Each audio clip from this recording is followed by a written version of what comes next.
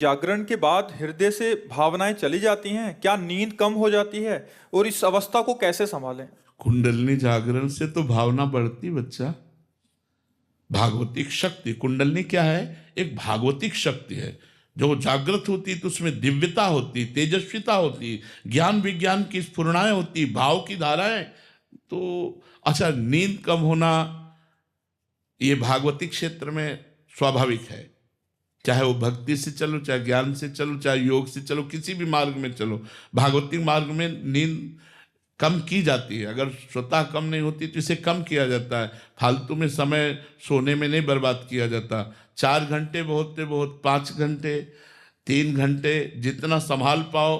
भोजन, बोलना और नींद, पहला साधक इन तीनों पर कंट्रोल करता है।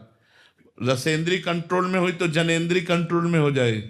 तो भोजन तो जनेंद्री भी कंट्रोल में हो गई।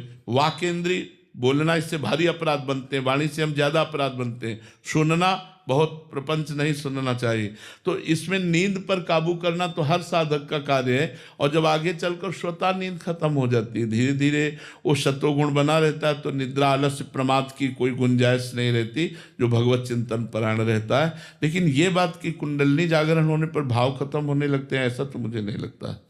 हम कुंडलिनी जागरण से तो और दिव्य भावों का स्फुरण होता है। जैसे सूर्य प्रकाशित होता है तो अंधकार का नाश होता है, ऐसे वो दिव्य शक्ति जैसे जैसे जागृत होती, वैसे वैसे भगवदाकार, ब्रह्माकार वृत्ति बनने लगती है। तो आप जागरण कर रहे हैं क्या कुंडलिनी? अच्छा, कई घंटे सिद्धासन में बैठते हैं? पौना घंटा। पौना घंटे में कुंडलिनी जागरण होती है?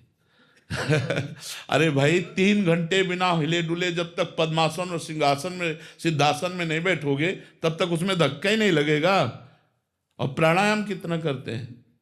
प्राणायाम आधा घंटा। कैसा, रेचक, कुंभक, पूरक? नहीं। फिर नहीं महाराज जी, आपने लिखा है कि कुंडलिनी की बात की अवस्था को अभी कैसे संभाल। काहे को मजाक, अभी कुंडलिनी जागरण की तुम बात कर रहे हो, अभी उसमें धक्का नहीं लगा यार। एक बार जो उसमें धक्का लगा ना तो महाराज जी, आपने एक बार बताया था कि पूरा उछल उछल के। अरे भैया, 6 घंटा एक आसन पर, 6 घंटे एक आसन पर, हिलना नहीं, डुलना नहीं। और भगवदाकार वृत्ति, मंत्राकार वृत्ति, ऐसे को 90 प्राणायाम, रेचक, पूरक, कुंभक। बाल्यावस्था से भगवान के मार्ग में है तो पहले से ब्रह्मचारी, महावाक्य, संन्यास, उस मार्ग से गुजरते हुए आए। तो आज हम वैष्णव मार्ग में, लेकिन पहले हम संन्यास मार्ग में थे। तो यही महाराज जी, हमें लगे कि हमारी कुंडलिनी जागृत हो गई है, तो फिर कैसे संभालें महाराज जी? भैया, जब कुंडलिनी जागृत होती है ना, तो संभालने की शक्ति उसी में विराजमान है। आप क्या समझते हो, कुंडलिनी जागरण के लिए 2-4 लोगों को चाहिए क्या संभालने के लिए? उसी में पावर विराजमान होता है।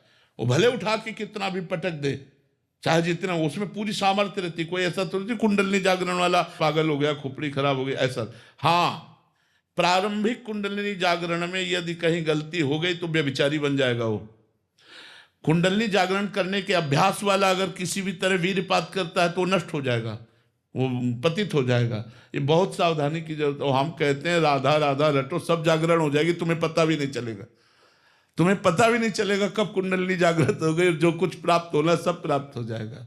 अब मान लो हमारी बात, राधा राधा जपो और आसनों पर बैठो, आसनों पर बैठने का अभ्यास करो। अभी तो आप क्लास ही नहीं कर पाए। 3 घंटे बिना हिले डुले, ऐसे भी नहीं करना, 3 घंटे बिल्कुल एक आसन पे, तब उसमें धक्का लगता है कुंडलिनी में। जब प्राणायाम, रेचक, पूरक, कुंभक, इन प्राणायामों के द्वारा तब उसमें धक्का, वो सोई हुई कुंडलिनी को धक्का लगता है, तब वो तो होश बदल जाते हैं। रात दिन मंत्राकार वृत्ति, पवित्र आचरण, पवित्र व्यवहार, किसी से कोई मतलब नहीं, तब ऐसे। ठीक है, प्रयासरत रहो। आप कुंडलिनी पर दृष्टि मत रखो, भजन पर दृष्टि रखो कि नाम न छूटे। अपने आप वो जागृत हो जाएगी, आपको पता भी नहीं चलेगा।